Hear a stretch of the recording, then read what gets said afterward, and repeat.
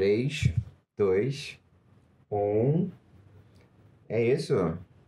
Sejam bem-vindos ao Hello Bonjour, primeiro episódio. Começando nosso podcast. Isso. Meu nome é Gustavo. E meu é Marcela. Nós moramos juntos aqui no Canadá. Somos do Brasil. Viemos há 3 anos e estamos aqui construindo nossa vida. Chegamos em final de janeiro de 2017. Moramos ainda nesse mesmo lugar aqui no West End de Vancouver.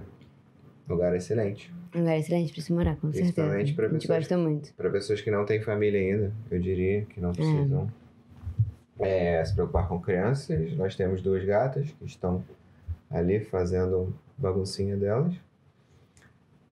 Mas não temos criança, então a gente morar aqui em Downtown, é bem perto de Downtown, a gente pode fazer tudo a pé. Isso é ótimo. Realmente é perto de tudo. E mesmo assim não é no meio da bagunça. Exatamente. E agora acabando o coronavírus, porque já está flexibilizando, né? Ontem encontramos vários amigos brasileiros, enfim, depois de meses. Numa festa junina. Fizemos uma festa junina no meio do Stanley Park. Foi ótimo. E como tava meio nublado, tava bem vazio, então foi realmente muito bom. Demos uma sorte, porque agora no verão se faz um sol, todos os pedacinhos da English Bay e do Stanley Park estão lotados tomados de pessoas, com certeza. E nós brasileiros, a gente não consegue viver muito sem encontros, né? Do social. Pra gente é muito difícil isso. Mas... Então a gente tá muito feliz que as coisas estão voltando a flexibilizar aqui. Com certeza. Inclusive o Hello Bonjour, a gente já tá com esse projeto há um tempão, tivemos que segurar por causa da quarentena. E a ideia do podcast, nós vamos receber amigos que moram aqui no Canadá e brasileiros que fazem parte do nosso convívio para compartilhar histórias. Isso. Como é a vida aqui no Canadá. Isso, principalmente para nós brasileiros, né? Porque a gente decidiu fazer o Hello Bonjour em português. Voltado para Brasília. Você gostaria de se apresentar, Marcela? Com certeza. Um pouquinho da sua história? Sim. Para os nossos ouvintes? Eu sou lá do Rio, carioca da Gema, e era advogada no Rio de Janeiro até 2016. Cheguei à conclusão que eu nunca seria feliz sendo advogada e que eu precisava fazer uma coisa que me fizesse feliz. E daí o Gu veio estudar roteiro no Canadá em 2015 e aí eu vim visitá-lo e daí acabei me apaixonando pela cidade. Mesmo no inverno bem chuvoso daqui. Então se eu me apaixonei pela cidade exatamente quando a cidade ninguém gosta tanto assim. Então eu ia gostar da melhor parte também, né? É uma época que as pessoas reclamam muito de Vancouver. Eu adoro chuva, sempre adorei. Acho que é sorte. Mas... Eu sou de Petrópolis, no estado do Rio, então chuva pra mim sempre foi normal. Mas eu conheci muita gente que vinha passar 1-2 meses em dezembro e janeiro e ficava horrorizado com a quantidade de chuva na cidade. Não é nada demais. Eu também não acho nada. É uma chuva bem levinha. Inclusive, quase não molha. É chuvisco. Chuvisco. Mas as pessoas gostam de reclamar, né? Enfim, vim visitar o Gu e aí eu conheci a escola de animação. A gente tinha decidido que eu queria trabalhar com desenho animado. Eu sempre amei desenho animado. Eu não desenhava nem nada, mas entrei num curso de desenho e resolvi que esse ia ser o meu novo projeto de vida e que eu seria muito feliz trabalhando assim. Daí conheci a VFS, a Vancouver Film School, e fiquei apaixonada pela faculdade. Tem desenho em todos os lugares e as pessoas ficam vendo desenho o dia inteiro e desenhando o dia inteiro. É o máximo. Tem estudantes de tudo quanto é lugar no mundo. Isso foi uma das coisas que realmente me apaixonou quando eu cheguei em Vancouver. Tem gente de tudo quanto é lugar. É impressionante. Então você não se sente fora. Você não se sente um peixe fora d'água. Você é mais um dos muitos peixes que tem aqui. Muito legal. Daí 1 ano depois de começar o meu plano de realmente mudar de carreira, o Gu voltou pro Brasil, a gente casou. Fez uma festa muito legal. 2016. Fez uma festa bem legal. A gente casou, fez uma festa muito legal. E aí veio pra cá. Trouxemos nossas gatas. Que foda. Mas tá tudo bem aqui agora. E daí eu comecei a estudar animação na VFS. Foi muito bom, foi um ano maravilhoso. São 4 anos de faculdade em um, então é puxada. É bem puxada. A Vancouver Film School é bem puxada. Mas é Mas legal. assim, é o melhor. É legal que é de lá. É. E daí, e é bom também porque eu queria alguma coisa que fosse rápido e me deixasse pronto pra entrar na indústria. Eu não queria fazer um curso de mais 4 anos, sabe? Eu não tava entrando aqui logo depois da escola. Eu já tinha 5 anos de formada e 5 anos trabalhando como advogada no Brasil, então precisava de alguma coisa que fosse rápido. Terminei a VFS e daí 2 meses depois um meu professor me recomendou para uma vaga num estúdio, que é um dos estúdios mais conhecidos aqui de Vancouver, que trabalha com animação, foi ótimo. Fiz um teste, consegui passar. Daí comecei lá no estúdio, foi maravilhoso, minha vida lá foi muito boa desde o início. Eu trabalho como compositor, é como se fosse uma pós-produção, só que de animação. E é muito legal. Eu gosto muito, estou muito feliz. Eu nunca imaginei que eu fosse ficar tão feliz com o meu trabalho. E hoje em dia eu estou onde eu queria estar há 4 anos atrás. E muita gente me falou que eu deveria desistir disso, porque eu não deveria confundir trabalho com felicidade. E eu falei, não, tenho que confundir sim. Eu vou passar tanto tempo no meu trabalho, é bom que me faça feliz. E me faz, muito.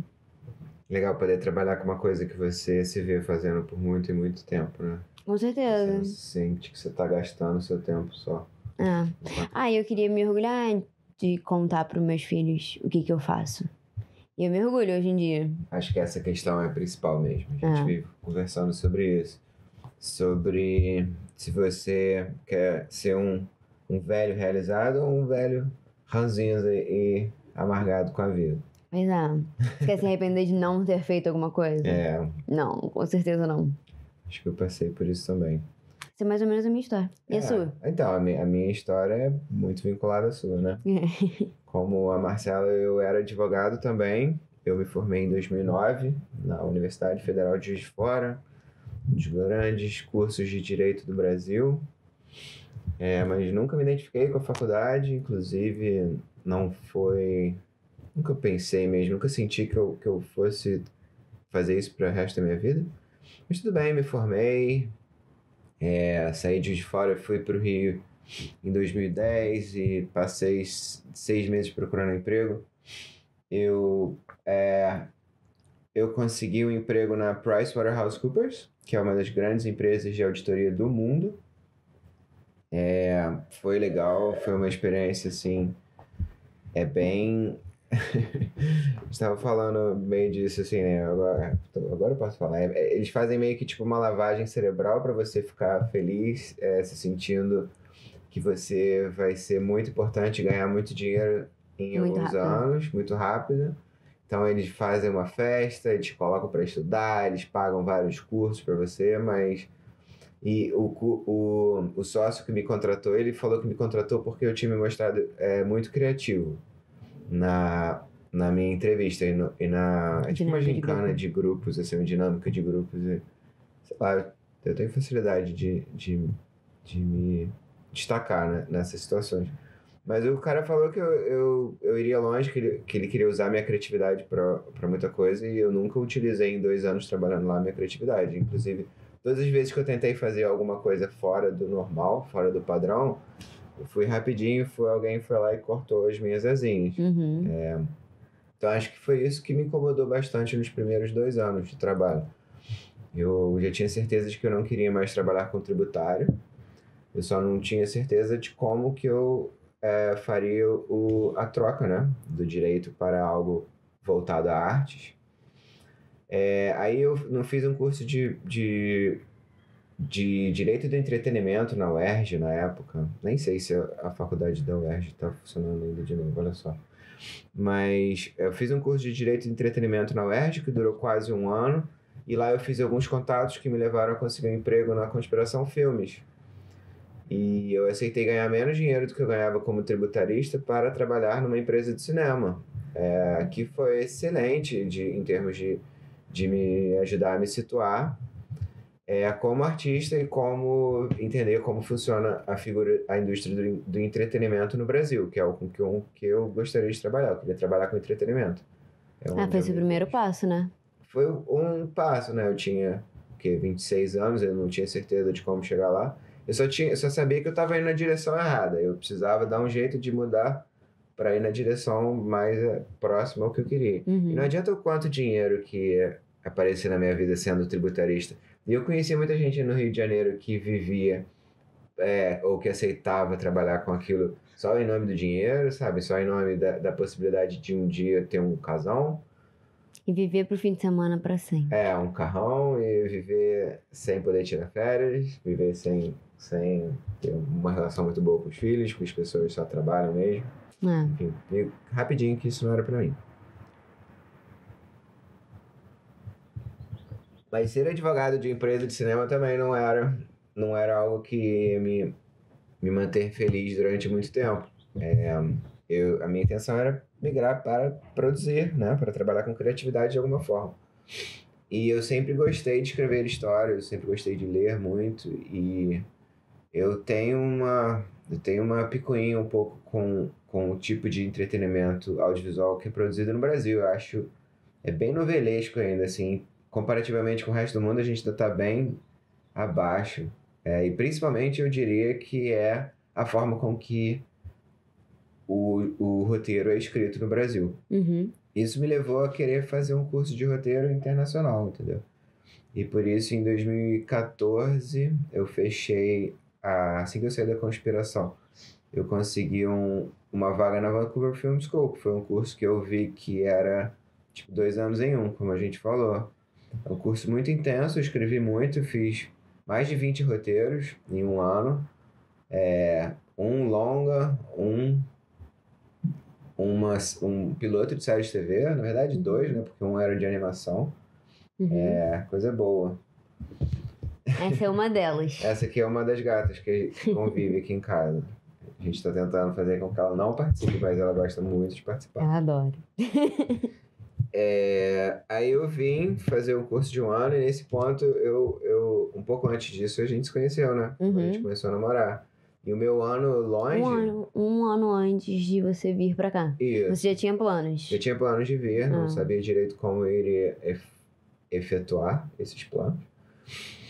Mas eu vim e durante um ano eu fiquei estudando só roteiro, um dos melhores anos da minha vida, porque eu estava realmente estudando filmes, sabe? Estudando cinema. A primeira aula que eu tive foi História do Cinema com Paul Jansen, que é quem fez VFS conhece o Paul Jansen, é uma das aulas mais incríveis que você vai ter, porque ele é uma enciclopédia ambulante, ele tem opinião sobre todos os filmes, ele tem opinião sobre todas as músicas, sobre todos os games.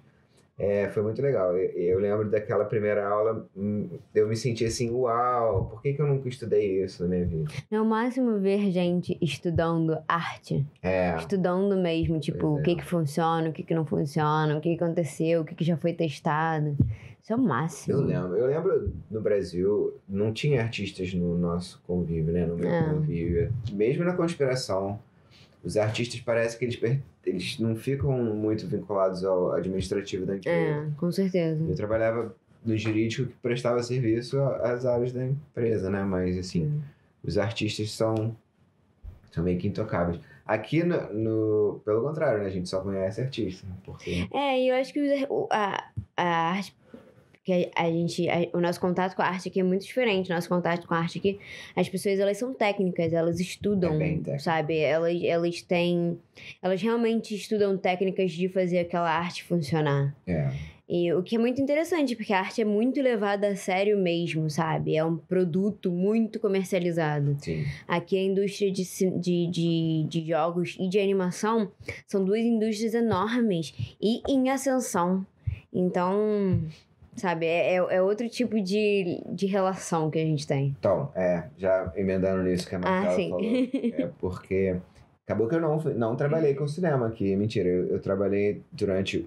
Assim que eu terminei o primeiro curso, em 2016, a Marcela não tinha vindo ainda. Eu tentei uns empregos na indústria de cinema, mas eu também não curti muito, porque... Primeiro, ninguém acreditava que eu sabia escrever. Todo mundo tinha preguiça de ler. Então, eu ficava naquela dificuldade de não conseguir fazer as pessoas me levarem a sério porque elas não liam o que eu escrevia.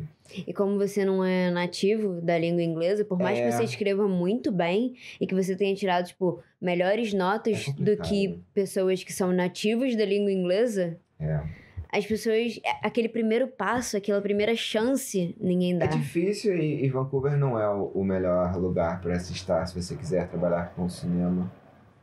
Com cinema na América do Norte, assim. Se você quiser trabalhar com cinema na América do Norte, você tem que ir para Los Angeles, sabe? LA, Vancouver, apesar de ter muita produção audiovisual, a produção audiovisual não tem desenvolvimento, é produção, sabe?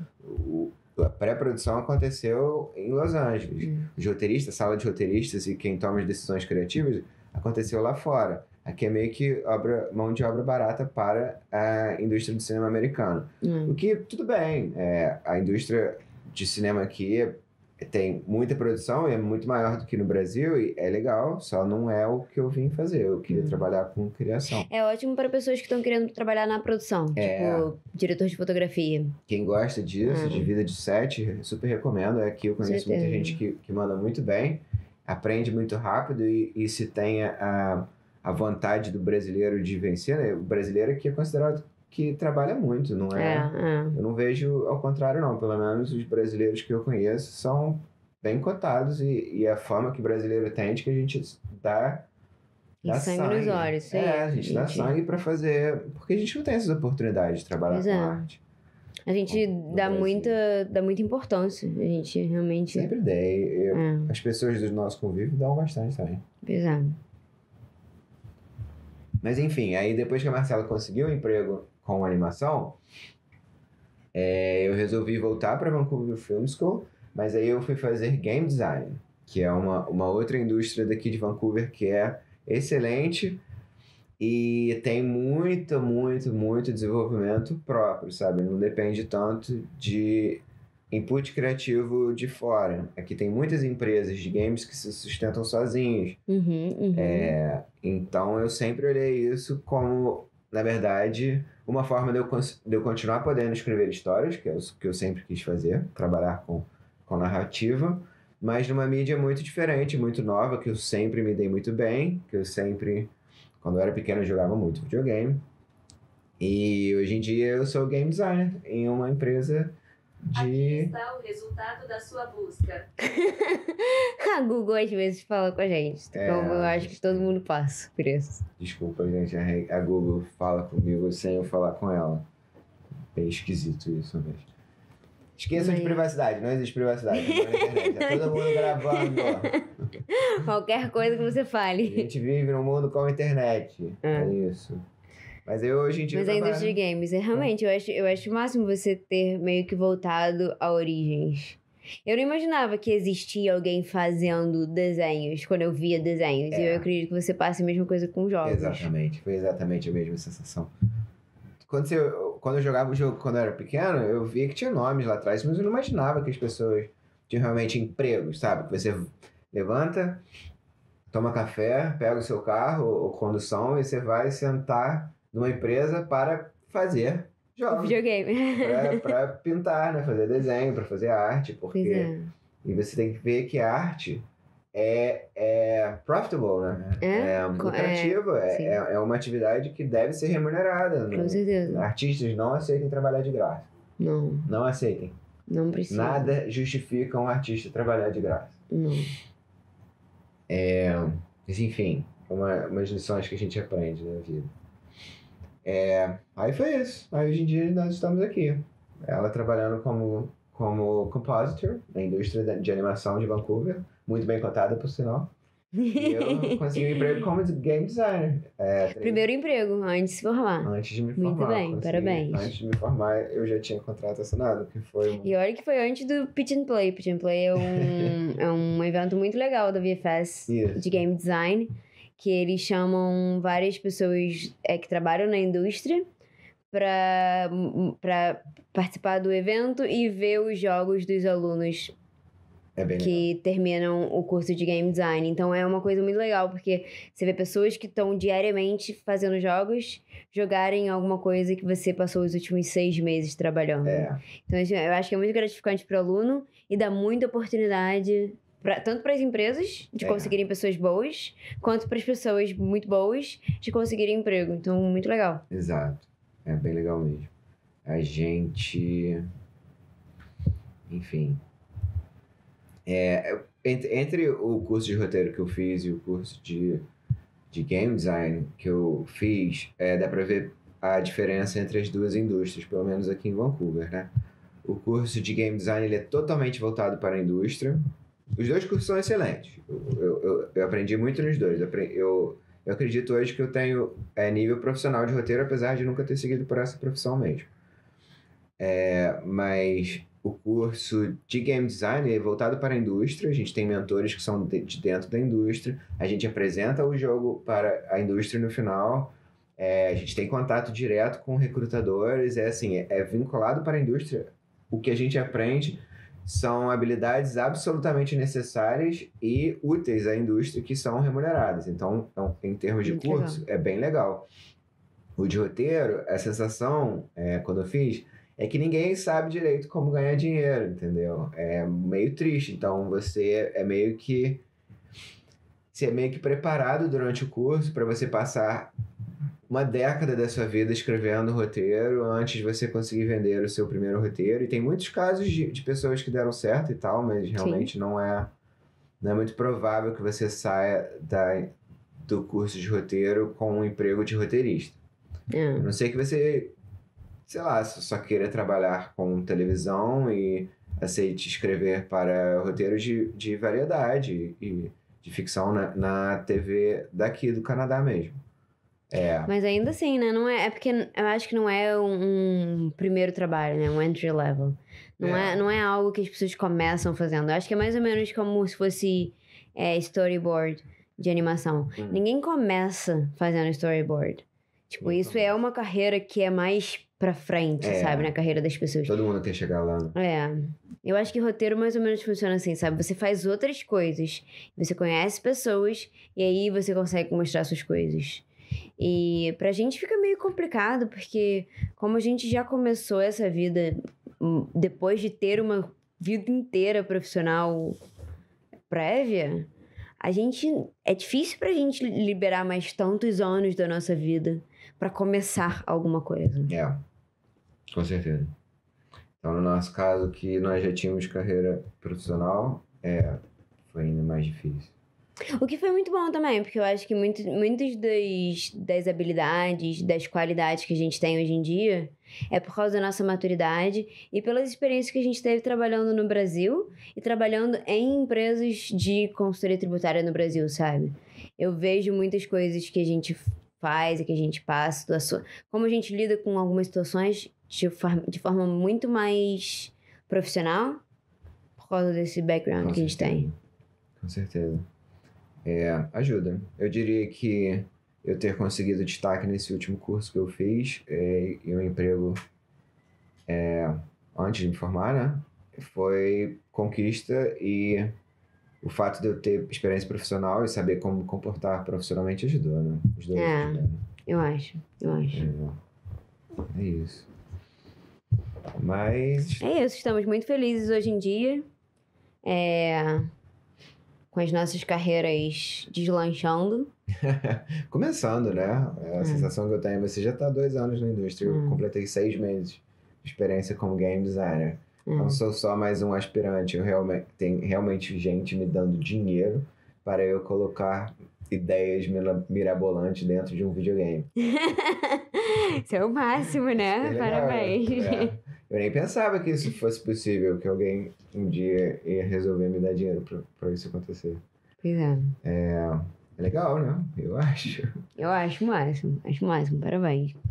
E eu também nem imaginei que, principalmente em poucos anos, eu estaria dentro de um estúdio de animação, com os meus desenhos passando na Netflix.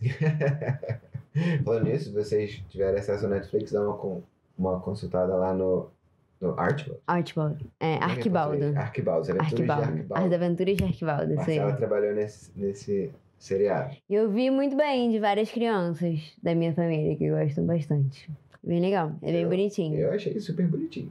É uma graça. E agora, né? Você tá trabalhando? Já foi anunciada a série que você Já tá foi trabalhando? anunciado, eu trabalhei eu trabalhei no Star Trek Lower Decks. É uma animação da propriedade intelectual Star Trek. Só que não passa no campo de controle, na torre de controle, se passa nas partes mais funcionais da nave. Então seria limpar a nave, a engenharia, coisas assim, coisas que fazem o dia a dia funcionar. As pessoas que trabalham na nave, na Enterprise, mas que não estão lá. Não é Enterprise, é Cerritos, Tá, mas é Cerritos. tipo uma nave. Não trabalham lá com o capitão, né? Não participam das decisões da nave. Pois é a galera, tipo, Dos bastidores. dos bastidores. Isso aí, muito bem, muito bem. E é hilário, eu fico É vendo muito a legal. Marcela, a gente trabalha de casa, nós dois trabalhamos de casa, também por causa do coronavírus, mas eu fico ouvindo a Marcela trabalhando e eu acho hilário, porque o roteirista é bom, né? Era um roteirista que fazia parte da equipe do Rick and Morty, não foi? Isso aí. É o Mike Mahan, ele fazia parte do Writer's Room, escrevia, e é um humor para adultos, o que é muito legal, primeira vez que eu tô trabalhando em alguma coisa que realmente é feito pra mim, e é bem divertido. Eu não esperava que fosse, mas realmente é muito melhor do que eu imaginava. Fiquei muito feliz trabalhando, acabei de terminar. E uma das coisas interessantes daqui de trabalhar na indústria aqui é que eu sou contratada por projeto, né? Eu não sou contratada por empresa. Então, eu trabalho naquele projeto e quando terminar aquele projeto, eu busco um outro projeto para trabalhar naquele estúdio ou em outro estúdio qualquer. E óbvio que isso tem partes boas e partes ruins. Ruins entre aspas, porque eu acho que nada... Eu não passei nenhum problema aqui, mas assim, eu tenho que me manter sempre com o meu currículo atualizado e sempre tentando melhorar, porque eu estou sempre mostrando o meu trabalho e procurando lugares mais interessantes e projetos mais interessantes para trabalhar. Por outro lado, me dá realmente mais uma flexibilidade. E eu conheço, como eu trabalho como eu acabo trabalhando em mais de um estúdio, eu conheço uma quantidade enorme de pessoas. Então, é muito legal para networking também. E depois de algum tempo, você simplesmente conhece todo mundo que trabalha na indústria quase, porque todo mundo se conhece. Parece que a animação é desse tamanho. E brasileiro na animação, né? Parece que é um bonde. Gente, vira um bonde. Tanto que ontem, mesmo com a maior parte dos nossos amigos ainda não participando dos eventos sociais, As pessoas ainda estão com muito medo do coronavírus. porque a gente acabou de começar a terceira fase, que é a fase... Começou a terceira já? Começou essa semana. Ah, tá. A terceira fase começa a abrir restaurantes, bares e escolas. Só falta agora eventos, né? Eventos vai ser só a quarta fase, Mas só em setembro. que é só em outubro. Grandes encontros de pessoas, shows e tal. Mas a gente tá na penúltima fase. Mas de qualquer forma, as pessoas ainda estão um pouco receosas. Principalmente brasileiro, porque fica de olho no que tá acontecendo no Brasil, né? No Brasil tá difícil. Mas assim, aqui tá bem diferente. A primeira fase começou a abrir tem 2 meses, 1 mês e meio. E foi muito bem, a gente não teve aumento nenhum de casos, assim, isso tá super controlado, então realmente tá dando certo. Mas a gente teve 4 meses de distanciamento social, que sim, foi bem levado a sério. Você não via gente na rua, os mercados todos pediam para as pessoas. O que aconteceu? Você bateu ali na luz. Tomou um susto. Gatas são assim. Provavelmente todo mundo que tem gatas entende o que aconteceu. O Gu bateu na luz. E aí uma gata tomou susto, saiu correndo, deu susto na outra gata, que saiu correndo também. Era uma maluquice. Nossa vida é assim. Mas agora tá tudo bem. Parece que tá tudo bem. As duas estão com medo. Mas enfim. Tá todo mundo com o rabo Puffy, Elas não, mas tá tudo bem. elas não entenderam o que aconteceu. Eu tava falando? Ah, desculpa, Esqueci. lindinho. Eu só queria ver Não tem se problema. a gravação tava certa. Que bom. Tá certo? Tá tudo certo. Tudo bom. Tá tudo em ordem. Problemas técnicos da internet. É, acontece. do corona, né? Coronavírus. E o lockdown aqui deu super certo. E a gente realmente... Os mercados só aceitavam que poucas pessoas entrassem por vez. E que todo mundo usasse máscara. E todo mundo foi trabalhar de casa. Foi quando eu comecei a trabalhar de casa com o Gu. Porque, na verdade, ele já trabalhava de casa desde janeiro. Ah, é. Desde que começou. Ah, é. A minha empresa, fisicamente, ela fica em Xangai. Mas a gente tem pessoas do mundo inteiro. Então, eu trabalho com gente da Europa, da China. De Vancouver? Daqui, de Vancouver. Só isso. Então, França, Itália, Vancouver e China. Canadá, né? E China. Legal.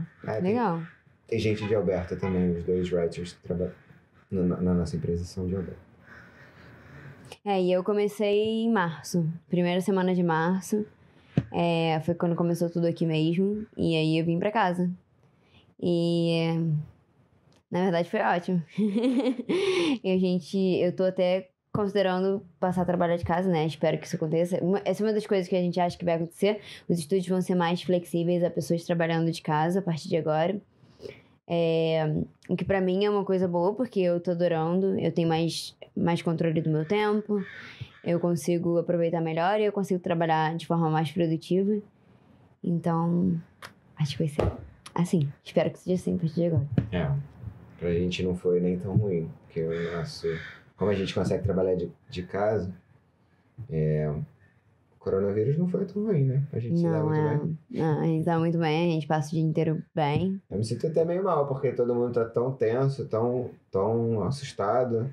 Porque as pessoas veem muito a televisão, essa é a minha opinião. Não, Entendeu? eu acho. Porque assim, eu não acho que... não deveria ser levado a sério, mas a gente levou a sério. E deu certo. Faz parte, sabe? Tem que levar a sério. Não quer dizer que eu levo menos a sério, ou que eu sei até menos do que uma pessoa que tá o tempo todo freaking out. Certamente. A gente sabe do que tá acontecendo. A gente se informa. Isso. Desculpa por falar, às vezes, palavras em inglês, mas às vezes simplesmente eu esqueço. Não consigo lembrar da palavra correta em português. Isso acontece, é normal, tá? Não estou me achando. Já tem 5 anos desde a primeira vez que eu morei aqui. E você vê realmente que principalmente grupos brasileiros, às vezes a gente tá falando, cara, palavras em inglês surgem tão mais fácil às vezes do que... E como a gente fala as 2 línguas, a gente não se incomoda de falar isso.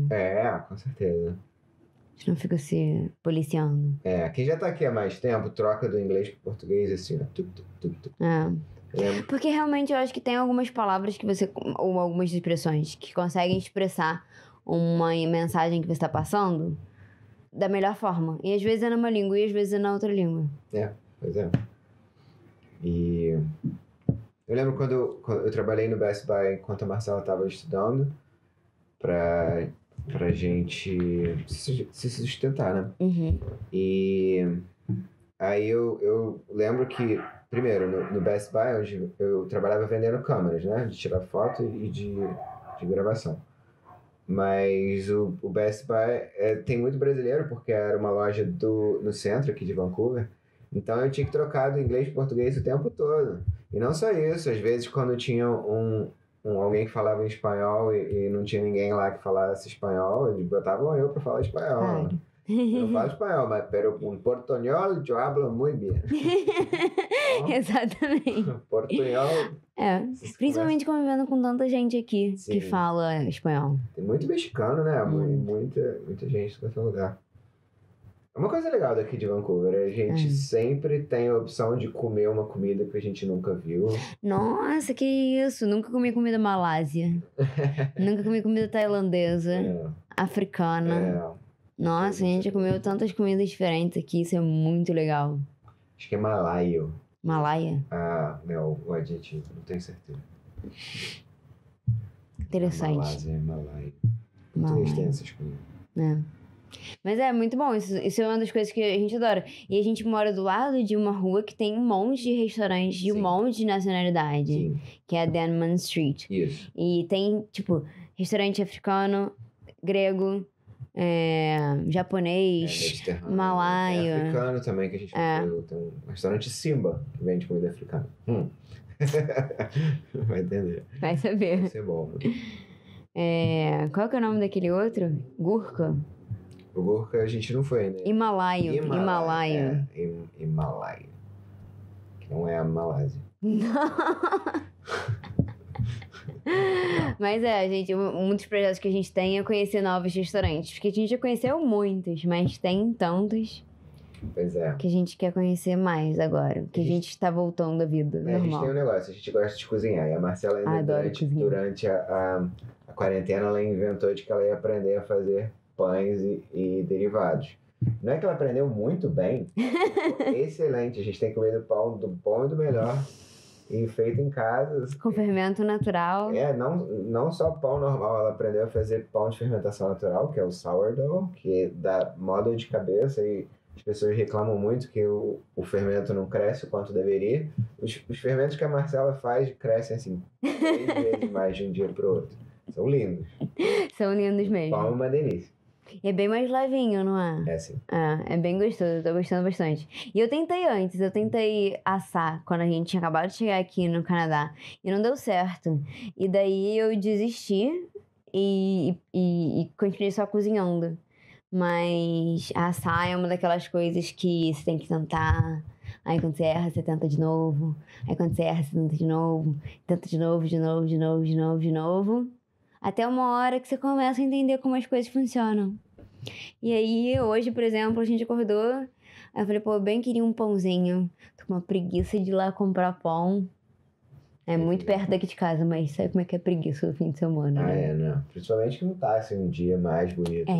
Tá chuvoso. Aí eu falei, quer saber de uma coisa? Vou botar o pão pra crescer. Vou fazer a massa e botar o pão pra crescer. Vamos assistir uma coisa. E aí, quando a gente terminar de assistir, a gente come o pão. Pronto. Fiz a massa. Desde o 0 até a gente comer em 2 horas. E ficou bem gostoso. Eu acho ótimo, nem sair da cama. Pois pão quentinho, sem sair de casa. Só com uma esposa que sabe cozinhar. Olha só. Sou muito, muito sortudo. Eu que sou sortuda. Você gosta de tudo que eu cozinho. Isso é maravilhoso. Gostar de comida não é uma grande habilidade, não. Eu faço de graça. Mas se você fosse super pique e falar, não como isso. Não como isso também. Eu como não ia aguentar. Que bom que você come de tudo, cara. Eu fico tão feliz. Eu também como de tudo. Eu aprendi a comer. Coisas que a gente super se orgulha. Coisas de adulto é comer direito. Eu concordo. A gente vive conversando sobre isso, né? Mas conta aí, o que você diria sobre baking, sobre fazer coisas assadas no fogão? Primeiro, porque o fogão aqui é elétrico. Isso é um problema. Não tem gás, não tem fogo nessa casa. Não tem fogo. E assim, isso é uma coisa muito difícil, porque eu vivi a minha vida inteira com fogão de gás. E todas as receitas que eu tinha eram receitas do Brasil e que consideravam o fogão a gás e a farinha de lá e tudo de lá. E eu fico assim, cara, que loucura. E aí eu tive que aprender mesmo. E não só isso, né? Tipo, quem assa sabe disso. Cada forno é diferente. Não tem jeito, sabe? Então, é outra coisa que você tentativa e erro várias vezes. Você vai ter que aprender o seu forno. Pra cozinhar, eu acho maravilhoso o forno elétrico. Porque, assim, eu várias vezes já deixei fogão ligado. E o Gu até vive puxando minha orelha, que eu deixo o fogão ligado até hoje. Mas, assim, é muito menos problema hoje em dia. Porque não tem gás sendo solto pela casa quando você deixa o fogão ligado. E outra coisa, eu não me queimo, porque eu sou tão desastrada, sabe? Sim, bastante. Mas eu me queimo tão menos. Com certeza. Bom, do que fosse com fogo. Eu aprendi a cozinhar bastante. Tipo, eu até cozinhava no Brasil, mas muito, muito básico. Tipo, eu sabia fazer arroz. Nem feijão eu sabia fazer direito, mas eu fui aprendendo, né? E assim, eu fui aprendendo, tipo, ligava pra mãe do Gu, me passa a receita de celular. Nossa, a mãe dele cozinha muito bem, meu Deus do céu. É a minha fonte de muitas receitas. Muitas. E aí ligava pra pedir dica, sabe? E é aquela coisa, tipo, você tem que começar a cozinhar. E aí você vai entendendo o que não tá funcionando. Aí eu vou lá e pesquiso por que não tá funcionando. Aí eu aplico o que as pessoas acham que deve resolver. Aí você aplica e resolve. E testando, e testando. Isso foi uma coisa que eu achei muito, muito, muito divertido de fazer. E que até melhorou a forma que eu cozinho. Porque eu acho cozinhar muito mais fácil do que assar, sabe? É muito mais intuitivo. Eu vou colocando coisas na comida e eu vou testando. Se você abrir o forno a cada hora, não vai atingir a temperatura necessária e não vai crescer do jeito que você quer que cresça. Não se abre forno. Depois que você fecha, fechou e você torce pra dar certo. É meio que parte do aprendizado, né? De confeitar. Exatamente. Que é tão difícil. Confia no que você fez. Você vai lá e se não deu certo, da próxima vez vai dar, sabe? Vai ser melhor, com certeza. Mas aí, tipo, eu acho que me libertou também um pouquinho mais pra testar mais coisas com cozinhar, sabe? Eu vi essa parte muito boa de cozinhar, que é você tem total ingerência sobre aquilo a qualquer hora. Então eu testo mais coisas, eu faço coisas diferentes. E foi bom, foi muito legal. Eu adoro cozinhar hoje em dia, adoro assar. E eu tenho comido muito bem. Fiz até croissant. Fizemos mesmo. A gente mandou muito bem. A gente fez muitas comidas muito gostosas na quarentena. Foi uma das ótimas coisas. E esse cabelo azul aí, Marcela? Você era assim quando você era advogado?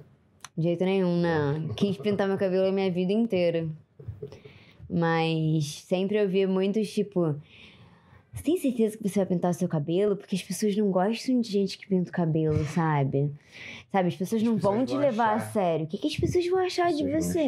Essa tatuagem no seu braço aí, o que as pessoas vão achar? Fiz a tatuagem no braço, sim, mostrar pra todo mundo. E eu trabalhava numa... Depois que eu entrei no direito, principalmente depois que eu resolvi fazer direito, aí que todo mundo falava, não, você não pode pintar o cabelo. Advogado não pode pintar o cabelo. Advogado não pode fazer nada que é legal. Não pode fazer nada. Sua personalidade tem que ser... Zero. Comecei a trabalhar numa empresa no final da minha faculdade. E foi a empresa que eu trabalhei nos 5 anos que depois de formada, que eles falavam que você devia se vestir pra não aparecer. Você devia usar, tipo, uma calça preta e uma blusa branca. Todos os dias. Né? Mulheres, óbvio. Né? Obviamente. E assim, sem pintar unha de cor escuro, sem usar brinco grande, sem usar colar, sem usar tornozeleira, sem usar pulseira, sem usar nada que seja alguma personalidade sua. E eu sei que isso é muito exagero, mas isso não é incomum no direito. Isso é bem comum. Em níveis diferentes, mas é bem comum. As pessoas tentam te moldar a uma forma. Você tem que se encaixar ali. Você tem que estar naquele quadradinho. E se você ficar saindo do quadradinho, as pessoas vão sempre te botar um pouquinho pra dentro. Não. Continue no quadradinho. Se não cabe no quadradinho, você corta pra fora, fica pra trás. Você perde. E essa acho que foi uma das coisas que eu fui sentindo. Eu fui sentindo, tipo, virando outra pessoa, perdendo partes de mim enquanto eu tava no direito. E não dá. E uma das primeiras coisas que eu fiz depois que eu pedi demissão foi pintar meu cabelo de azul. A primeira coisa. Fui lá pra Petrópolis. Botei uma pilha. Amo Petrópolis. Fui lá pra Petrópolis com o Gu rebelde. Achei o marido perfeito. E pintei meu cabelo. Ainda reclamei com o cabeleireiro que ele quis pintar meu cabelo sem descolorir. Falei, não vai funcionar, porque eu já li que não funciona, porque eu sou assim, eu pesquiso sobre tudo antes de fazer. A internet tá aí pra isso, né, gente? A internet é linda. Você não tem que obedecer o que as pessoas que você quer dar dinheiro dizem, não. Você pode estudar por você próprio. Pelo menos pra você saber o que é esperado e não esperado. Eu acho que isso é uma das coisas muito importantes de como usar a internet. Com certeza. A gente sempre faz isso. Inclusive, o cara pintou o seu cabelo, tipo, gastou tinta, gastou tudo. Tinta toda, porque ficou azul escuro, preto, né? Tipo, preto. Ele colocou a tinta azul no meu cabelo marrom. Claro que ficou muito escuro. Aí a Marcela dá pra ver cor nenhuma. chegou lá, Não era isso que eu queria. Não é assim. Você pode, por favor, descolorir o meu jeito cabelo certo. e depois pintar? E ele fez, pintei e a gente passou as próximas férias minhas de cabelo azul na Bahia. E logo depois a gente casou e veio pra cá. E Marcela foi uma noiva de cabelo azul. Isso aí, de cabelo azul e tênis. Eu fui um noivo de bermuda. Muito lindo. A nossa festa foi o máximo. A gente, rebelde como somos, resolveu fazer a nossa própria festa, porque a gente tava guardando dinheiro pra vir pra cá, né? A gente não queria gastar dinheiro com uma festa. A gente queria muito ver todas as pessoas que a gente pudesse ver, mas gastando o mínimo possível. Então a gente resolveu fazer a nossa própria festa. A gente teve a ajuda da nossa família, o que foi fantástico. Realmente, sem eles, a gente não conseguiria fazer. Nossos pais e irmãs são o máximo. São mesmo. E o nosso cunhadinho. Falando nisso, minha sobrinha vai nascer depois de amanhã. Isso é o máximo. Como você tá se sentindo? 39 semanas. E meia. E 4 dias. Passou da metade já. Eu tô me sentindo ótimo, né? Uma pena que eu não posso ir pro Brasil, né? Porque o Brasil tá lockdown. Como você tá se sentindo com a sua irmã caçula? Tô bem. Tendo um neném? Tô bem, tô doido pra gente ter os nossos, né? Eu também. A gente tá doido naquela série do Netflix. Aqui chama Babies, eu não sei como é em português, deve ser alguma coisa de bebês. E é o máximo, porque a gente fica com vontade de ter os nossos bebês e os bebês são muito mais inteligentes do que se acha normalmente. A gente conversa muito sobre neném, a gente não normalmente tem... A gente normalmente tem uma visão mais diferente dos nenéns do que a visão tradicional. A gente já acha que os nenéns realmente são muito inteligentes, a gente já conversou várias vezes sobre isso. Eu acho. Mas ver pessoas estudando nenéns e confirmando tudo que a gente imagina que seja, é fantástico, sabe? Então é muito legal, a gente tá amando essa série. A gente vai ter neném em breve. Com certeza. Uma das coisas boas de vir morar pro Canadá, pelo menos eu sinto como se eu tivesse ganhado num concurso, né? Porque apesar de aqui não ter emprego fácil para todo mundo, não tem. Se você não fala inglês, o seu plano de vir pro Canadá tá meio furado. É difícil de adaptar, né? Pô, você não consegue... Se você não sabe conversar numa loja, sabe? Você vai fazer o quê? Tudo bem, você pode ficar lavando prato, mas, assim, como é que você vai sair dali ou crescer pra outro lugar? Eu acho, como é que você vai fazer parte da vida da cidade, sem falar a língua da cidade? É muito mais difícil. Então, eu realmente, assim, do nosso convívio, eu não conheço ninguém que não sabe falar inglês e que mandou bem. Geralmente é coisa de brasileiro que não fica, que vai embora, porque não se adapta, porque não consegue se comunicar. E a gente tem muitos amigos canadenses e internacionais, a gente conhece muita gente, apesar do nosso grupo mais próximo serem todos brasileiros, né? Porque a maior parte é brasileiro, porque, não sei, questão de adaptação, questão de familiaridade. Eu diria que familiaridade é o mais importante, porque a gente, por mais que a gente seja de vários lugares muito diferentes do Brasil e com passados muito diferentes do Brasil, a gente continua tendo coisas muito parecidas. A gente tem uma cultura própria, sabe? Sim. Nossa. É mesmo. É ótimo. Eu gosto muito de ter nossa família brasileira aqui. Pois é, a gente se faz é uma família. Somos muitos. Somos muitos agora. A gente achou que ia 10 pessoas ontem, foram 30. Sempre assim. Não sei por que a gente acha que vai dar pouca gente. Também não sei. Quando eu fiz meu aniversário, eu fiz...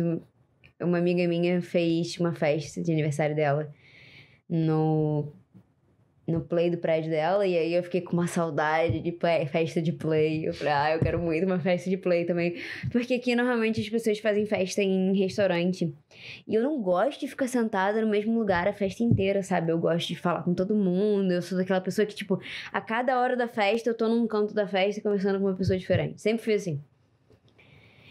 Então eu queria festa de play. E daí a minha amiga falou assim, não, sem problema nenhum, vou alugar aqui e pode no máximo 50 pessoas, mas eu tenho certeza que não vai chegar nisso. Eu tive 60 convidados. Acredito, e eu gosto de acreditar, que não foram mais de 50 pessoas. Não dá tempo. Mas foram mais convidados do que isso. E foram muitos brasileiros desses. É bom. A gente tem dificuldade, porque aqui tudo tem hora pra acabar.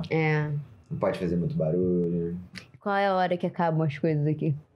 Cara, 1h da manhã, 2h da manhã já tá meio que tudo fechado. Ainda tem gente na rua, porque as pessoas são rebeldes, mas a hora Os bares, tudo, né? já tá todo mundo de saco cheio, todo mundo quer ir embora. É uma cidade meio chata, principalmente se você é solteiro e veio pra cá tentando se divertir. Se você quer farrear.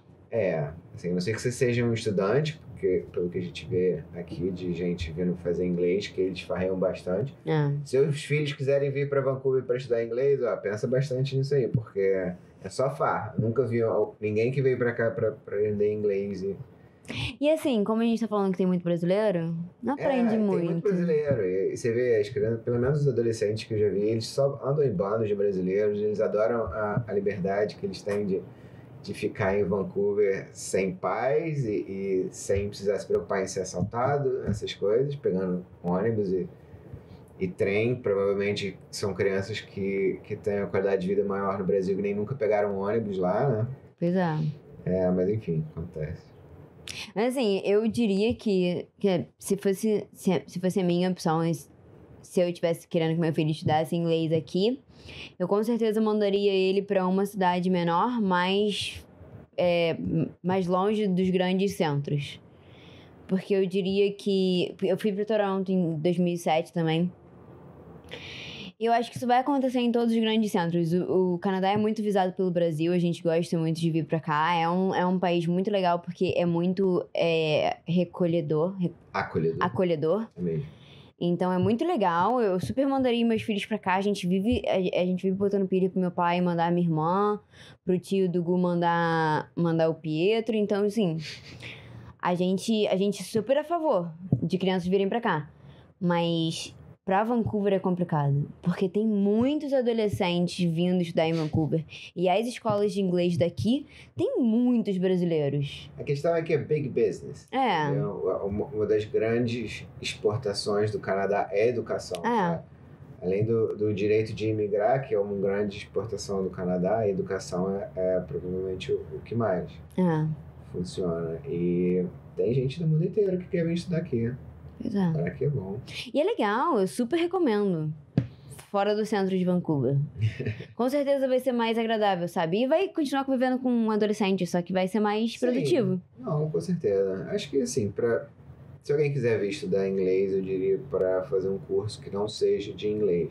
Ou seja, vir já isso é o mais interessante. Vir já com inglês avançado, sabe? Não deixar para aprender inglês aqui, porque, primeiro, é muito caro vir para o Canadá.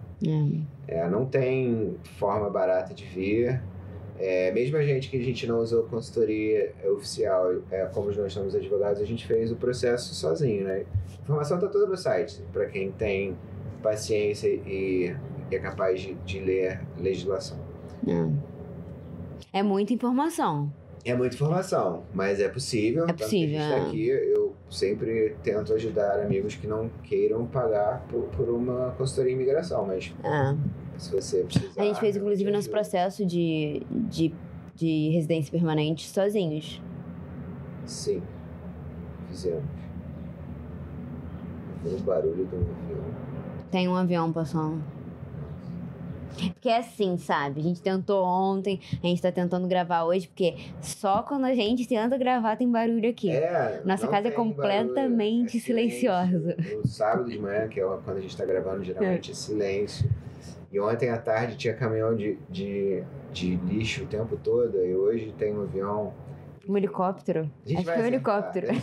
Nunca tem helicóptero aqui. Nunca. Nós estamos em casa, né? Falando em silêncio, essa foi uma das coisas. Sempre morei no Rio de Janeiro, né? E eu morei em tudo quanto é lugar do Rio de Janeiro. Todos os bairros, todas as zonas, pelo menos. Pelo menos todas as zonas eu morei. E de todos os lugares que eu morei, sempre o Rio de Janeiro é bem barulhento. Porque o Rio de Janeiro tem muita gente. E tem muita gente na rua. E isso tem as partes maravilhosas que eu sinto muita saudade. Mas pro dia a dia, eu gosto muito de silêncio. Santa Cruz também era barulhento. É Sério? tudo barulhento, porque as pessoas estão na rua, as pessoas estão conversando na rua. Inteiro, né? As crianças estão jogando bola na rua. É sempre barulhento, sabe? A gente é barulhento.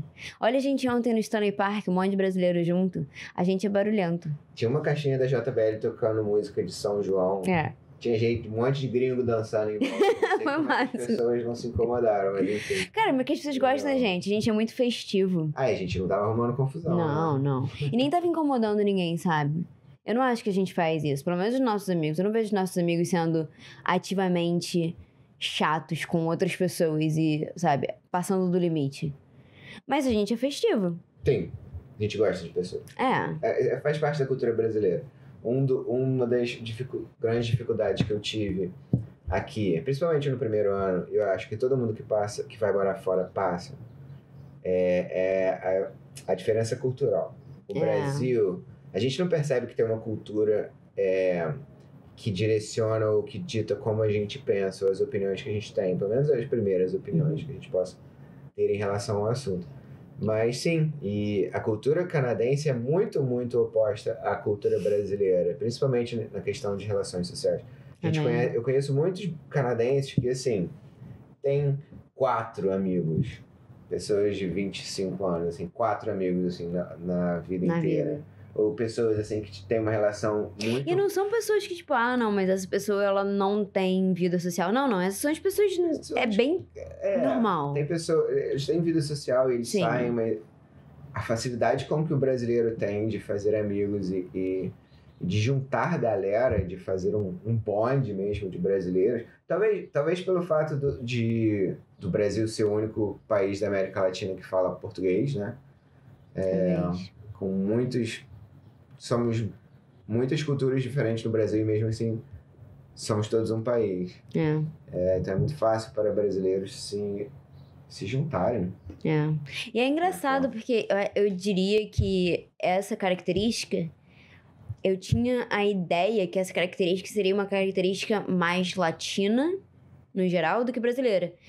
E no básico. Mas essas grandes galeras é a gente que faz. Porque assim, tem muito mexicano aqui. Tem mais mexicano do que brasileiro aqui, com certeza.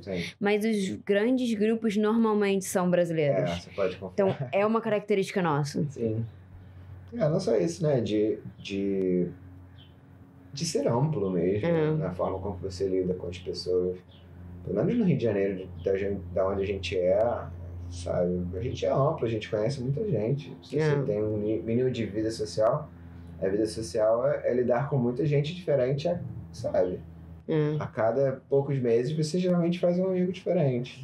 Não é o que eu vejo os canadenses aqui, eles são bem mais reservados, eles são muito amigáveis, mas eles são pouco amigos, assim, é difícil você conhecer são mais fechados, canadense que vai frequentar a sua casa, por exemplo. É um evento se você tiver um canadense na sua casa. E o contrário também, você ser chamado para a casa de um canadense, você acabou de entrar num grupo muito seleto. Muito seleto, é verdade. De pessoas. A gente chama todo mundo para nossa casa. Eu acho isso o máximo, eu adoro a gente ser tão aberto assim. Sim.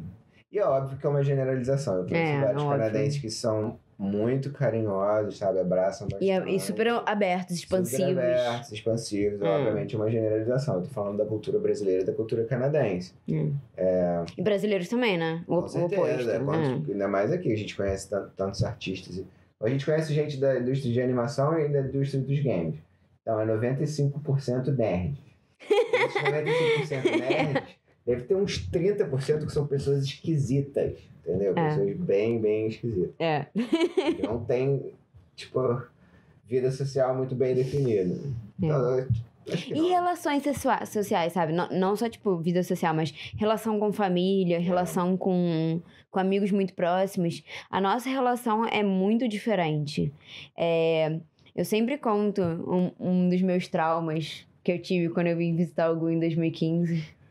Eu vim do Brasil, né? Super feliz, super serelepe. Eu adoro abraçar todo mundo. Eu abraço todas as pessoas da vida. E aí, o Gu me levou para conhecer os amigos dele, no aniversário dele. E... A primeira pessoa que você foi dar oi foi o namorado da Catherine. E depois de dar oi pra ela, Catherine é uma pessoa super expansiva e abraça. A Catherine é minha amiga. E eu já abraçava ela há muito tempo. Então e ela é canadense, e ela é dessa exceção. Eu fui apresentar ela pra Marcela. Ela falou, não, você pode abraçar, não tem problema. Eu abracei, super feliz. E ela é super simpática, ela foi super receptiva. E daí, a segunda pessoa que eu fui apresentada foi o namorado dela. E eu fui da mesma forma, abraçar. E aí, ele só colocou a mão, assim, entre eu e ele e me empurrou pra trás. E isso foi uma coisa que eu falei, ai meu Deus, eu nunca fui empurrada de um abraço na vida. Um abraço. E eu entendo, hoje em dia, conhecendo todas as pessoas daqui, eu absolutamente não acho que foi por mal. E eu acho, sim, que ele sentiu o espaço dele invadido. E eu não faço mais essas coisas. Mas foi muito Você difícil. acredita que eu já dei um beijo na bochecha dele? Porque você é doido. Porque eu queria perturbar ele. Isso é uma coisa que a gente faz em Petrópolis, com meus amigos e tal. A gente vai dar um beijo na bochecha só pra pessoa ficar irritada. Só que ele ficou muito irritado. Imagina. E ele veio me pedir depois pra não fazer isso. Ele não se importa. Sério? Mas bem depois, não foi na hora. Mas ele ficou com aquilo na cabeça, sabe? Eu tava bêbado. Nem lembrava. Sabe? Eu não. Sei lá, eu fiz de propósito, óbvio, mas era de brincadeira. Mas não foi nada demais pra você? Não teve nenhum tipo de insinuação nem nada, pelo amor de Deus. Eu só fiz de brincadeira e ele guardou. Ele veio me falar outro dia, não, tudo bem, cara, a gente pode se abraçar, então vai ser legal, mas beijo no rosto não. Você passou do limite, Gustavo. Não sou seu irmão, você não é meu pai, acho que nem pai ele deve beijar no rosto. A gente no Brasil, a gente tem isso, não tem isso, sabe? A gente tem de poder saber se encostar. A gente é bem grudado. E assim, as nossas famílias são muito grudadas. A minha família, a gente vive se abraçando. Na família do Gui, a gente vive se abraçando. Então, brasileiros se abraçam muito, a gente mais do que o normal. O normal aqui no Canadá, pelo menos, das pessoas quando se conhecem, óbvio, tem muita gente que se abraça, mas eles são considerados moderninhos, mas o normal não se encostar, não é nem dar a própria mão, sabe? Isso. É sempre dar tchau.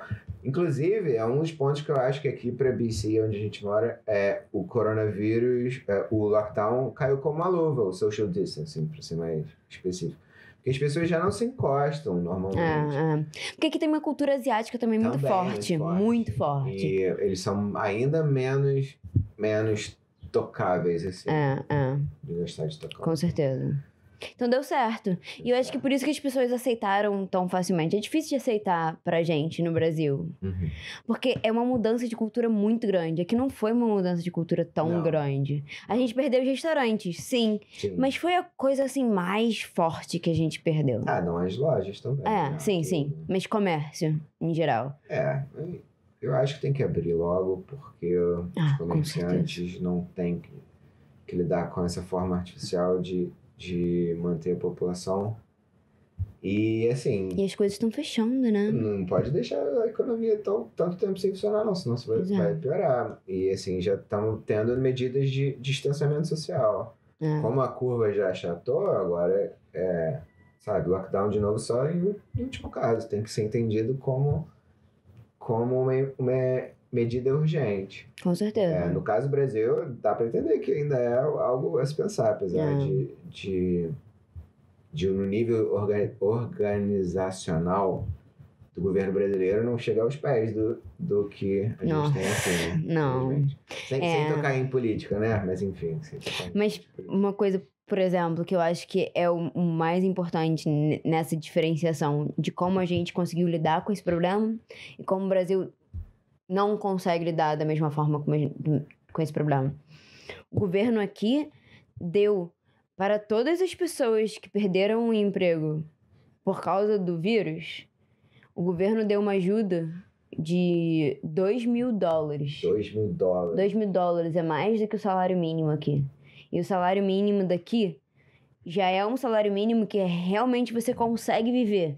Você não vai viver com sobra, mas você vai viver com salário mínimo. E o governo deu mais do que isso para que as pessoas pudessem ficar em casa. E não só isso, ele deu ajuda para pequenos negócios. Por exemplo, o trabalho da Vivi, de eventos, a empresa de eventos, eles tiveram a ajuda do governo durante esses 3 meses. Porque senão os lugares vão fechar, sabe? Então, assim, é muito legal participar de uma democracia social em que você vê que realmente o bem-estar da população no geral é o primeira prioridade do governo. É legal. E não é que eles fechem os olhos para a economia, de jeito nenhum. Por isso que a gente tem processo de voltar toda a economia em poucos meses. A terceira fase vai terminar em poucos meses. Mas eles primeiro pensam no bem-estar da população, que deveria ser. Acho que é um dos pontos que eu mais me apaixonei do Canadá. Foi tipo, hora de vou tirar carteira de identidade, sabe? Fica pronto em dias. Você tira foto além de você ter ser atendido em meia hora. Você é atendido em meia hora. Você tira foto na hora, a parada chega na sua casa em alguns dias, sabe? Burocracia aqui é só o necessário. E tudo que é do governo você é atendido muito bem. Acho que são as grandes... Acho que principalmente a gente que veio da área do direito, sabe? Nossa, quanto eu fui frustrado com cartório na minha vida, ou de ter que ir em fórum, essas coisas. E aqui você vê que o governo funciona para a população, pela população, de forma inteligente, né? E não é inchado, né? Não é inchado. Você vê que mas é tudo feito para funcionar, sabe? Né? A sensação que eu tinha no Brasil, por exemplo. Uma coisa que eu sempre falo, o SUS no Brasil é um exemplo, assim... É melhor do que não ter um sistema único de saúde. Claro, o SUS ajuda muitas e muitas pessoas e tem... E a gente tem que lutar pelo SUS, que é direito de todos ter acesso à saúde. Claro, isso está na Constituição Federal, ninguém pode discutir isso. A questão é que aqui o hospital público... A gente também tem saúde pública aqui. Mas não existe a figura do hospital público. Não existe hospital, não existe médico que é gerido pelo Estado. Não existe o hospital da prefeitura. O hospital é uma entidade privada que é construído por pessoas... Lucrativo. É um negócio lucrativo. Como funciona, como o governo dá acesso aqui a todo mundo à saúde, é simplesmente garantindo que todos têm um acesso a um plano de saúde do governo, que agora está de graça, né? Quando eu vim eu ainda pagava mensalmente, e aí só pessoas que não têm condição de pagar que ficam isentas. Mas é um plano de saúde que todo hospital e todo médico é obrigado a aceitar. Ou seja, não fica sob ônus do governo cuidar do hospital, que no Brasil é muita fonte de dinheiro perdido, de dinheiro desviado, de corrupção de uma forma geral. Ou seja, mantém isso no capital privado, que, queira ou não queira, é organizado porque funciona em prol do lucro mesmo, mas garante o acesso da população a esse serviço. Eu acabei de voltar do hospital, que eu tive que fazer uma cirurgia, e... Cobre tudo. Cobre tudo. Não cobre nada estético, mas sem ser estético. Não chega um documento na minha mão, sabe? Fica tudo... Eu tenho uma carteirinha do governo, até os exames que eu fiz, eles dão... Eles acoplam ou dão upload dos documentos na minha fichinha. Então, todo médico que vê a minha carteirinha, digita meu número lá, tem acesso ao meu histórico. É bem legal. Eu acho que no Brasil a gente você é atendido também com uma rapidez, né? A gente foi em meio à fase de volta do coronavírus, então assim, as coisas não estão normais ainda. Mas a gente foi pro hospital 6 horas da manhã. O Gu foi atendido em 20 minutos. Foi. A cirurgia foi marcada para 3 dias depois. Ele fez uma cirurgia para extrair as pedras. Isso. Então foi marcado para 3 dias depois.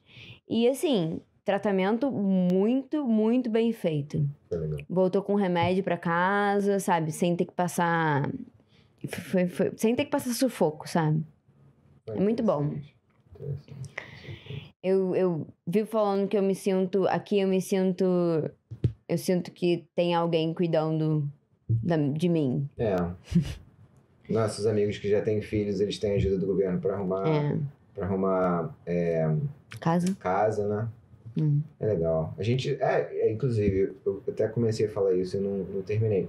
Eu me sinto aqui no Canadá como se eu tivesse ganhado num concurso, porque apesar de não darem emprego fácil para ninguém, quando você tem emprego, você com salário mínimo, você consegue morar numa casa normal, sabe? Não existe uma figura... Tipo, a gente era pobre. A gente é pobre, pro ponto de vista canadense. Só que a gente tem acesso a tudo. E a gente vive muito bem, sabe? A gente não passa nenhuma necessidade. Alguma. E, inclusive, meus filhos vão ter acesso a educação de qualidade desde os 5 anos. De graça. De graça, pra sempre, sabe? E eu vou ter 2 anos de licença maternidade. Um desses anos pago pelo governo. O outro com garantia da minha vaga. Sim, é muita ajuda. É mesmo, é legal. Então é isso. Aí eu tô animado, a gente tá animado agora pra ter filhos pelo simples fato de nós dois estarmos estabilizados nas nossas novas carreiras. Que legal. E assim, eu comecei aqui ganhando, óbvio, calculando, né, o valor em real, mas eu comecei aqui ganhando a mesma coisa que eu terminei a minha carreira no Brasil como advogada, ganhando. Então, sabe, diferente, né? Igual, eu fui até supervisora na empresa de consultoria tributária e ganhava muito bem, sabe? Eu cresci muito na minha empresa. Claro que eu ia ganhar mais em alguns anos se eu continuasse fazendo aquilo, eu tenho certeza disso. Mas assim, eu já ganhava muito melhor do que o que eu ganhava quando eu tinha começado. E ainda assim, o meu primeiro salário foi igual. É muito mais qualidade de vida que a gente tem aqui, sabe? Não se compara. Com certeza. O meu salário também, primeiro que eu entrei como designer júnior e é 5 vezes maior do que eu ganhava como advogado no Rio de Janeiro. Nunca ganhei bem, né? Mas enfim, é só algo pra gente se pensar. E assim, se você pensar... E se você pensar que você trabalhou 5 anos como advogado e você nunca ganha bem, isso é um absurdo. É absurdo, sabe? É absolutamente normal. É absolutamente normal. E é uma profissão que te exige tanto. Totalmente. Tanto de anos, de estudo, de tudo. Tanto que é engraçado que já me perguntaram, você era advogado? Cadê seu Lamborghini? Sei lá. Porque 5 anos como advogado aqui. Como é que você largou pra ser advogado? Porque advogado aqui faz muito dinheiro. E rápido. E muito rápido. Assim, qualquer advogado aqui é luxo, sabe? Pois é. É igual no Brasil, que se você só se forma em direito, você é só mais um. Numa fila. Não que a gente sonhe em ser advogado de novo. Não. Fiquem com todas as vagas de advogado. Pode ficar com todas. Não importa. E daqui também. Já teve gente aqui me perguntando se eu ia fazer advocacia aqui, tentou me convencer. Eu falei, não foi. Inclusive tentou te convencer a ser paralegal, ser tipo assistente de advocacia. Tantas aventuras, tantas histórias desde que a gente veio morar aqui. 5 anos não fazem, né? Pois é. A gente tava falando sobre barulho.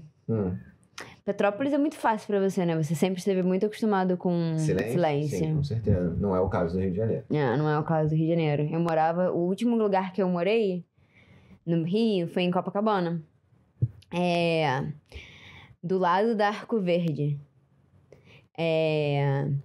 Exatamente, pra quem é do Rio... a, 100 metros do FIFA Fan Fest. Meu Deus, minha vida lá com Olimpíada e Copa. Foi muito bizarro. Tinha festa na minha rua todos os dias. Todas as pessoas. Monte de argentino acampado? Acampado na minha rua. Eu lembro disso. Eles achavam que eles iam ganhar a Copa e perderam e ficaram lá. Não tinham como voltar pra casa. Não tinha como voltar pra casa. Muita gente foi pro Brasil. Muitos argentinos foram pro Brasil, né? Do resto da América Latina também, mas principalmente os argentinos porque eles tinham mais chances de ganhar. Eles chegaram muito longe, pois é. Contra a Alemanha. Pois é. Perderam. Que coisa feia, Marcelo. Que coisa horrível. Adoro a Argentina. Marcelo não conhece, viu? Não conheço. Tô só brincando. Quero muito conhecer. Mas, pois muito barulho, sabe? E é muito legal isso, nos fins de semana. Mas durante a semana eu simplesmente tava querendo, meu Deus do céu, eu preciso dormir, eu preciso ter paz. E daí, quando eu cheguei aqui em Vancouver, tudo tão silencioso. Meu Deus do céu. É uma delícia. Tipo, voltar pra casa de madrugada sozinha, coisas que eu já fiz várias vezes aqui em Vancouver, é maravilhoso. Você tá andando a 1h da manhã, tá tudo silencioso, tudo calmo. Eu sempre quis uma vida assim. É bom. Mas eu não queria morar, tipo, no meio do mato. Não que eu goste de meio... Não que eu não goste de meio do mato, eu adoro meio do mato. Mas eu gosto de ter acesso às coisas. Eu gosto de ter uma cidade perto de mim. Mas eu queria muito a calmaria. E foi isso que eu achei Vancouver perfeito. Vancouver, pelo menos aqui onde a gente mora, tem uma cidade muito próxima. E tem tudo que eu preciso de uma cidade. Tudo que eu quero de uma cidade. Eu não quero ir pro bar até 5h da manhã. Então eu não preciso disso. Mas é assim. Esse silêncio. As gaivotas. Ai, a gente acordado com as gaivotas. E com as minhas gatas. Que aqui, agora no verão, o sol nasce às 4 da manhã. É sempre assim. E se põe às 11 da noite. No verão é sempre assim. 4 da manhã. Foi difícil meu primeiro ano aqui, o verão, eu fiquei cansada. Hoje em dia eu tô super acostumada. A gente tem blackout, então quando a gente precisa dormir, a gente vai dormir, a gente fecha o quarto. Mas eu fiquei muito cansada no verão, porque é muito dia. E só tem dia. E parece que o seu corpo... Principalmente a gente no Brasil, que a gente tá acostumado com uma coisa bem meio a meio. O dia tem 12 horas e a noite tem 12 horas. Aqui, quando você tem 20 horas de dia, o seu corpo parece que quer ficar às 20 horas absolutamente acordado. E não dá. Como foi a sua primeira troca de estações Foi aqui? terrível, eu não consegui dormir também, porque durante o verão quase não tem noite. Ontem a gente viu noite porque a gente ficou até 11 horas da noite na rua. Mas é complicado. E o inverno é pior ainda, porque tá escuro. 4 horas da tarde tá escuro, parece a noite. Você sofreu, né, no seu primeiro É inverno? esquisito. A diferença cultural foi uma coisa que me incomodou bastante. E o fato da gente não ter variação de dia e noite no Brasil, assim, tão significativa, contou também. Foi difícil. E o frio, não? O frio foi difícil. E o apartamento não, o quarto que eu arrumei na casa que eu fiquei, né? Eu fiquei na casa de uma família de canadenses, assim, jovens, mas uma família, né? 2 irmãos. Fazia frio, porque, eu não sei, devia ter algum problema de vedação na minha janela. Então, eu até comprei um aquecedor de ar que eu levei pra Petrópolis, pra minha mãe. Petrópolis deveria ter.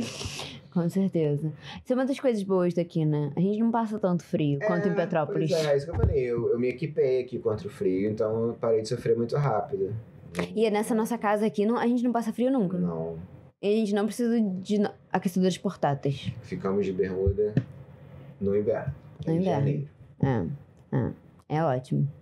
Mas o que você achou de ver estações mudando pela primeira vez? É lindo. É lindo.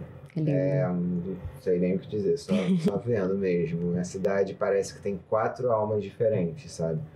O verão é uma cidade, né? A primavera é outra cidade, no outono é outra cidade. As cores todas mudam, o humor das pessoas mudam. É lindo, Muito. é bem legal. É muito legal. Uma das coisas mais legais, eu te diria. Eu até gostaria que nevasse mais em Vancouver. Quando neva, eu fico pessoalmente lindo. muito feliz. Também. Mas as pessoas que pegam carro e têm que pegar transporte público ficam muito irritadas, porque a cidade para, porque aqui não costuma nevar. Então os ônibus... a gente mora numa rua que tem uma ladeira. A gente fica vendo os carros descendo a ladeira. É terrível. Mas os ônibus quebram. Mas assim, pra gente, a gente não é muito afetado, porque eu vou sempre de bicicleta pro trabalho. Então, nesses dias, quando eu preciso pegar transporte público, é tanta exceção na minha vida que, tipo, não faz muita diferença, sabe? Tá tudo bem. São alguns dias da semana. Mas, as pessoas ficam meio irritadas. Eu acho lindo. Nunca vi neve antes, fica tudo branquinho. Fica lindo, a cidade fica linda. Principalmente. A gente mora em frente a 2 anéis de casamento. Noivado, de casamento. Sabe? Quando cai a neve ali, fica aqueles anéis assim, brotando fora da neve com o mar atrás, fica literalmente lindo. Fica lindo. A gente mora muito bem. Moramos mesmo. Mas é isso. Eu acho que o primeiro episódio foi bom. Fiquem aí, a gente vai receber pessoas diferentes, interessantes a cada semana. A gente pretende publicar o mais rápido possível. Todos serão brasileiros, De várias áreas diferentes, De porque a gente várias áreas conhece pessoas que são de vários lugares, fazem várias coisas. Com diversas histórias diferentes, cada um vai contar uma história, a sua própria história, como chegou aqui no Canadá, o que decide fazer na vida, há quanto tempo está aqui, e coisas interessantes, né, que a gente possa passar para quem tiver interesse. Isso aí. Mas é isso. É. Então, até a próxima.